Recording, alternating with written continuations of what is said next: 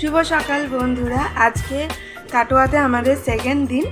তো আজকে হচ্ছে পুজো, খ্যাপাকালী মার পুজো। সেখানে আমরা যাব, তাই জন্য সকাল এখন 8টা মতো বাজে। সবাই উঠে রেডি হচ্ছি, ফ্রেশ হচ্ছি তাড়াতাড়ি করে। কিছুজন এখন ব্রেকফাস্ট করে নেবে, কিছুজন উপোস থাকবে, দিয়ে সবাই মিলে আমরা রেডি হয়ে যাব। দেখা যাক কত তাড়াতাড়ি আমরা রেডি হতে পারি। যা বলবি বড় বাবাকে বলবি, বড় বাবার কোনো কাজ নাই।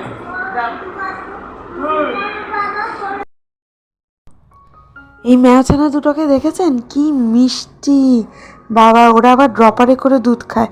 ওদের মা আর আসে না ওদের কাছে, তাই জন্য কাকিমাই ওদেরকে দুধ খাইয়ে দেয়। রোজ 4 বেলা করে খাওয়ানো হয় ওদের। কুট কুট করে খাচ্ছে, দেখুন কি মিষ্টি। আর একটু খাও। কি রোদ, বাপরে বাপ! দেখুন কিরম রোদ উঠেছে, আর কি গরমটাই না পড়েছে। উফ, পারা যাচ্ছে না।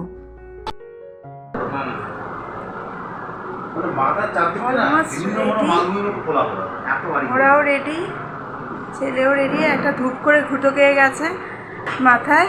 কৌশালী বেরিয়ে চলে গেছে, গিয়ে দেখাচ্ছি ওর সাজটা। তো আমরা এখন একে একে যাচ্ছি। এই হচ্ছে আমাদের টোটো। ঝটপট টোটোতে উঠে পড়লাম আর বেরিয়ে পড়লাম।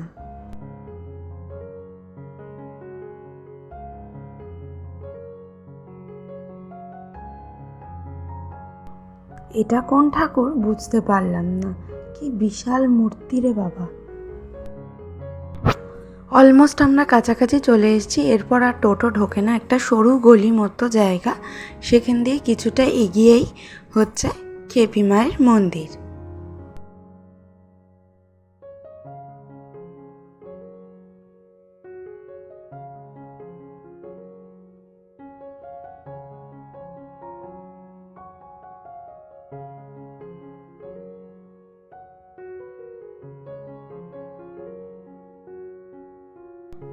এইখানে বলি দেওয়া হয়, আমাদের সামনেই একটা বলি দেওয়া হলো। আর এই হচ্ছে খেপি মায়ের মূর্তি। এটা আসলে একটা কাঠামো, এটার একটা ইতিহাস আছে।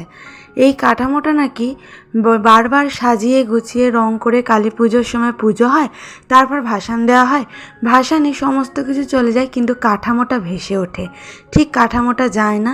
এবং এইটাই হচ্ছে খেপি মায়ের মাহাত্ম্য।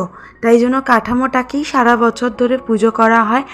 আর কালী পুজোর সময় এটার উপরে মাটি দিয়ে মূর্তি তৈরি করা হয়, এবং তারপরে কালী ঠাকুরের যে পাশে যে কালী মূর্তিটার ছবি আপনারা দেখলেন, সেই কালী মূর্তিটার পুজো করা হয়। এবং এটা যখন আবার ভাসিয়ে দেওয়া হয় জলে, তখন যথারীতি সমস্ত মাটি গলে চলে যায়, শুধু কাঠামোটা আবার ভেসে ওঠে, কাঠামোটা কিছুতেই যায় না। এই হচ্ছে খেপি মায়ের মূর্তি। আবার সেটাকে এনে এইখানে এই মন্দিরে রেখে দেওয়া হয়, পুজো করা হয় তাকে। ওই পাশের দিকে ভোলা বাবার মন্দির রয়েছিল। আমরা সব জায়গাতেই পুজো দিয়ে এখানে অপেক্ষা করছিলাম ভোগ দানের জন্য। ভোগ দান করার পর আমরা ভোগ প্রসাদ খেতে বসে গেছিলাম, সবাই মিলে লাইন করে বসে গেছিলাম। এরা সবাই তৌশালীর শ্বশুরবাড়ির আত্মীয় স্বজন, সবাই মিলে একসাথে বসেছিলাম। ভোগ যেমনই হোক, ভোগ কিন্তু অমৃত। আমার ছেলেও বসে গেছিলো, ছেলেও খুব তৃপ্তি করে ভোগ খেয়েছে। আমাদের ভোগেতে পোলাও, খিচুড়ি, তরকারি বিভিন্ন রকম ছিল, ভীষণ ভালো ছিল ভোগ। যাই হোক, ভোগ অমৃতই। তারপরে আমরা খেয়ে দিয়ে কিছুক্ষণ গল্প গুজব করে আমরা বাড়ি চলে এলাম।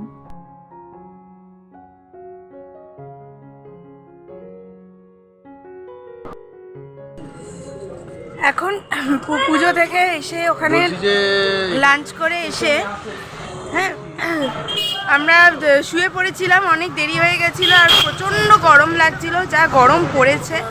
তারপরে সন্ধেবেলা ওরা সবাই বেরোলো আরতি দেখতে, সন্ধ্যা আরতি। কিন্তু আমার ছেলে হঠাৎ বললো, না মা তুমিও থাকো আমিও থাকি, ওখানে খুব গরম, যাবো না। এবার ছেলের জন্য আমিও রইলাম, ওরা সবাই গেছে। তো আমি কি করব, আমি একটু রেডি হয়ে ছেলেকে একটু খাইয়ে নিয়ে এখন একটু বেরিয়েছি, একটু হাঁটতেই এসছি এদিক ওদিক।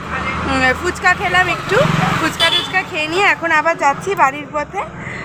যে দেখা যাক ওরা ফিরেছে কিনা, ফিরলে আবার আড্ডা বসবে। যা বললাম তাই ক্ষণে ক্ষণে খেপে খেপে আড্ডা বসেছে। গ্রুপ গ্রুপ করে ভাগ করে আড্ডা হচ্ছে, গল্প হচ্ছে। কিছুজন আবার টিভিও দেখছে, কিছু দল আবার তাসও খেলছিল। তো সব মিলিয়ে মিশিয়ে বেশ মজায় কাটছে।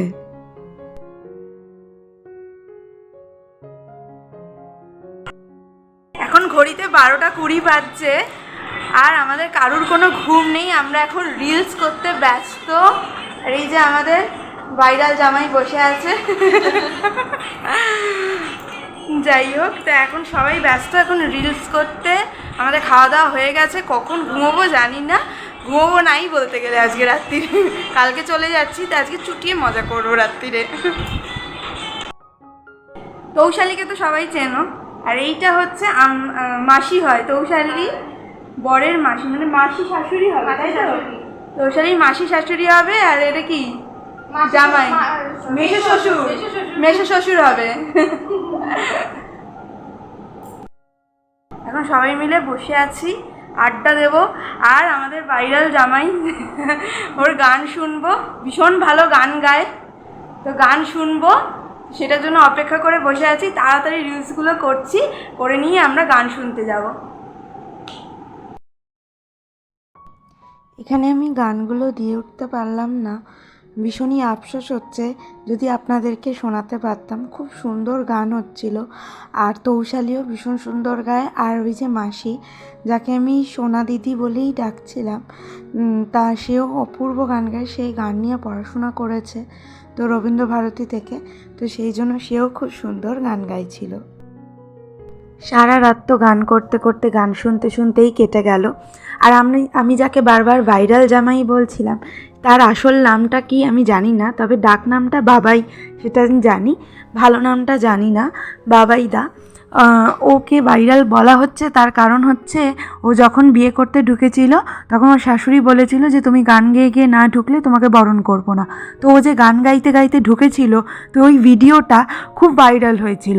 আর এই ভিডিওটা আমি দেখছিলাম মাইসোরে বসে বসে, আর দেখছি ও মা, ভিডিওটা তো দেখছি কিন্তু পেছনের লোকজনকে তো খুব চেনা চেনা লাগছে। তারপরেই আমি সাথে সাথে তৌশালীকে ফোন করে বলি, হ্যাঁ রে, পেছনে তোদেরকে দেখতে পাচ্ছি, মানে বেসিক্যালি দেবজ্যোতিকে দেখতে পেয়েছিলাম, যে কি হলো, এটা কিসের ভিডিও? তখন বলল, আমরা এখন যে বিয়েবাড়িটায় আছি, সেই বিয়েবাড়িতে বর গান গাইতে গাইতে ঢুকেছিল, আর সেইটারই ভিডিও এখন ভাইরাল হয়ে গেছে, যেটা তুই দেখছিস। আমি বললাম, ও আচ্ছা, তাই জন্যই ওর নামটা আমি ভাইরাল জামাই বলেই জানি, মানে ডাকি আর কি। আসলে উনি হচ্ছে বাবাইদা, আমার থেকে বয়সে অনেকটাই বড়, সম্মান করে বাবাইদাই বলে ডাকা উচিত, কিন্তু ভাইরাল জামাই বলে ফেলছি বারবার, কি করব। ভীষণ ভাইরাল হয়েছিল আর ভীষণ সুন্দর গান গায়। ভাইরাল হবে না কেন, ভীষণ ভালো গান গাইছে।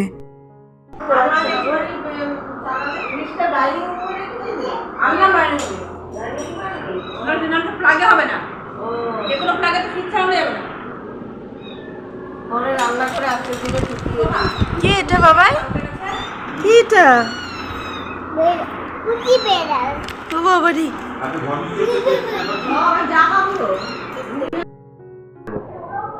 দুপুরের এখন খাওয়া হয়ে গেছে, আজকে আমরা চলে যাব।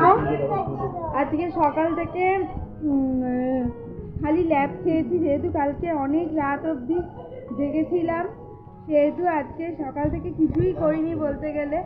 এদিক ওদিক মানে শুয়ে পড়ার চেষ্টা করছিলাম, ঘুম এত পাচ্ছে, এখনও ঘুম পাচ্ছে। খেয়ে দিয়ে বেরোনোটা খুব কষ্টকর, কিন্তু তাও আমাদের বেরোতে হবে। আমরা 3:30 ট্রেন ধরবো, আর এখন ঘড়িতে 2:30 বাজতে যাচ্ছে, 2:15 হচ্ছে। এখন সবাই মোটামুটি লাঞ্চ করছে, করে নিয়ে সবার হয়ে গেলে রেডি হয়ে আমরা বেরিয়ে যাব, মানে 2:45 নাগাদ বেরিয়ে যাব।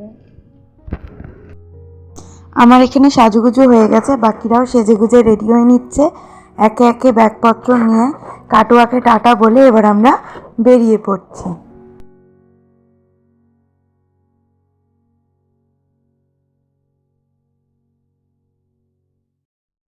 আমরা টোটোয় উঠে পড়েছি, কাকিমাকেও টাটা করে দিচ্ছি। কাকিমা আর দাদু এখানে থাকবে, দিদা মানে দেবজ্যোতির দিদা তৌশালীদের সাথেই এখানে বাটানগরে থাকে ফ্ল্যাটে। তো দিদাকে নিয়ে আমরা চলে এসেছি কলকাতায়। আর কাটোয়ায় রয়ে গেছে দেবজ্যোতির মা, মানে তৌশালীর শাশুড়ি মা, আর তৌশালীর দাদা শ্বশুর মানে দেবজ্যোতির দাদু।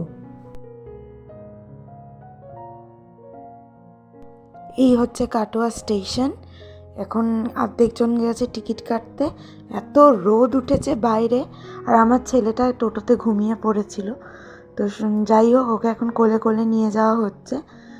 তারপরে এত গরম লাগছিল, কোনো রকমে ট্রেনে উঠে বসে হাঁসফাঁস করছিলাম যে কতক্ষণে ট্রেনটা ছাড়বে। আর আমার ছেলে তো ঘুমিয়েই ছিল, যেহেতু ওর ঘুমের টাইম ছিল, খেয়ে দিয়ে এসেছে।